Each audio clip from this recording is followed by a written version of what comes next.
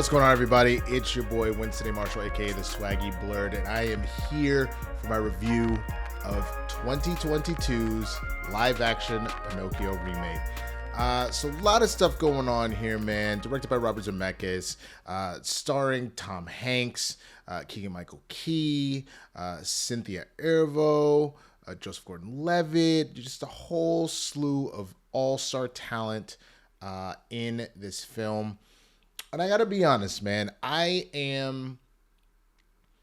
was entertained for sure. There was little Easter eggs that happened throughout that I thought was really cool. Like you saw, the Lion King and Snow White and the Seven Dwarfs and like the cuckoo clocks. You had, nice little homages to random things, including singing The Actor's Life for Me with Keegan and his little homages to, what he does and all that stuff. A lot of really fun stuff there. And the performances, honestly, were absolutely stellar from Cynthia, from Keegan's voice acting, Tom Hanks, obviously being everybody's favorite uncle. I mean, he's Tom Hanks. What is there not to love about it? And that being said, Pinocchio was the second Disney movie ever. So you're really digging back into the barrel here for this remake. I'll be honest, it's not really my favorite. I didn't really love the story of Pinocchio growing up personally. So I was already a little bit at a disadvantage here. And I'll be honest, if you're not a diehard Pinocchio stan, I don't necessarily know if you're going to all of a sudden become one because of this film. Again, it's well done. I think it's a nice little romp if you want to kind of go down memory lane and stuff. But there's like little things. Obviously I have here that it's a spoiler review. I'm not going to get fully into spoilers, mainly because, I want you to enjoy it for yourself and to really get to it. But two minor spoilers I will talk about for a second. The first being Pleasure Island. So if you're not familiar with Pinocchio, there's a point at which he gets kidnapped with a bunch of other little kids. They get taken to Pleasure Island where they're allowed to just do bad things, free, all willy-nilly, drink, smoke, commit crimes, whatever. But ultimately, the magic of the island turns the kids into donkeys or asses. And then they get sent to mines as donkeys to work as slaves.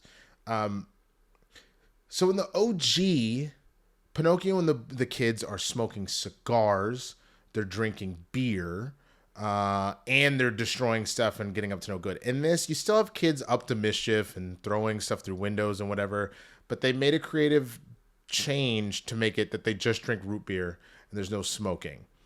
In the OG film, I don't feel like it was glorifying drinking or smoking. If anything, doing it is what led to the kid is one of the things that led to the kids becoming, magically transformed.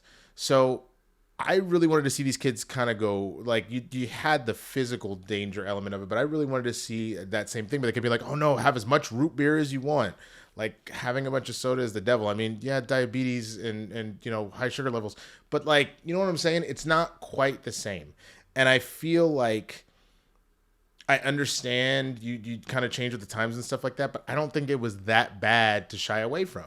I think, if anything, it would be an opportunity to kind of continue on that. It seems like a very silly, nitpicky thing, but it goes from the kids are being bad and rebellious to they're just being really mischievous. Like, again, they're setting off fireworks. You do see a lot of, like, windows getting trashed and cuckoo clocks getting smashed, but I don't know. Kids break stuff all the time. Like, the number of windows that have been broken by rogue baseballs and the number of times someone has smashed a vase or something like that. I don't know. You can go to a rage room, bro. Like, I just didn't think it was that bad to warrant them being turned into slaves.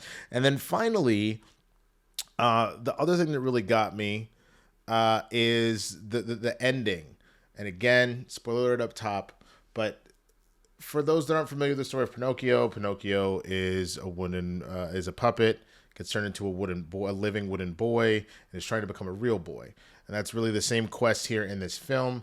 At the very end, you have Jiminy Cricket being like, hey, did he really turn into a real boy or nah? You decide. Like, who knows? I don't love that. Like, I'll be honest with you, if we're on this journey, just like tell us if you did or not. Now, talking to some folks that have also watched it, they said that there's a little moment where you can kind of see that he did turn into a boy. I didn't necessarily want to end it on like a maybe. I wish we had just got a definitive answer. Did Pinocchio succeed in his quest or not? Those are those moments that get me. Like, I watch Hercules, the Disney Hercules with James Spade and all that kind of stuff. And I like James Spade. Is that who that is? No, James Woods, I think. Anyway, point is, in that particular, Danny DeVito for sure is Phil. I cry every time because homie does what he needs to do and then makes it to Mount Olympus. And like his parents are like, "You did it, Herc. You are one of us again." Give me that. You know what I'm saying? Give me that moment to see Pinocchio not only finishing his quest but getting that goal. It hits you in a different spot. And you know, I get that maybe we were telling a slightly different story here, but I like the little creative differences. Like at the beginning, Pinocchio is made because Geppetto lost his son. And so this is an homage to his son, this puppet. Those creative differences, I'm all here for. And I love the added new character. I believe she's new. I don't remember her name, but she has like a wooden foot and she talks to Pinocchio with a puppet of her own and all that stuff. Love that. But I don't know. It just, again, this is not a bad movie. It's a well done movie. It's just not my cup of tea. This is one of my least favorite Disney movie stories. It just is. You know, it just doesn't do it for me. And so again, if you're a big Pinocchio fan, I think you will definitely enjoy this. And if you're not, you'll have a fun romp with a Disney movie, another live action remake. But I don't think it's going to be one of those ones where you are breaking VHS tapes like I used to do with like my Aladdin tape back in the day, or Little Mermaid or anything like that, you know, or Mulan. So all that being said, I want to know what your thoughts are. So tell me down in the comments. You rocking with Pinocchio? Do you love this live action remake? Do you love seeing Disney doing these remakes? You want to continue to see them happening? Or are you not really about it? You're like, I mean, do you? Like, I guess for another generation, but it's not really your cup of tea. I want to know what you think, so please leave a comment down below. Now, this channel specifically, I am doing more kind of comedy stuff and whatnot, but I will be doing reviews. I am taking part in a number of screeners and stuff like that, so as they come, I will do that. Definitely go and check me out on TikTok. The name is the same across the board, folks. The Swaggy Blurred. You can find me everywhere. On TikTok, I did my much smaller review than this. This is the more kind of expanded version out. And again, some of this stuff will be here. Some interviews will be here, stuff like that. But this is going to mainly be a lot of comedy sketches and stuff like that. So come on through. Get a laugh on, all that good stuff. But follow me on all platforms. You know where to find me. So much love to each and every one of you. Enjoy the rest of your day. We'll see y'all next time. Peace.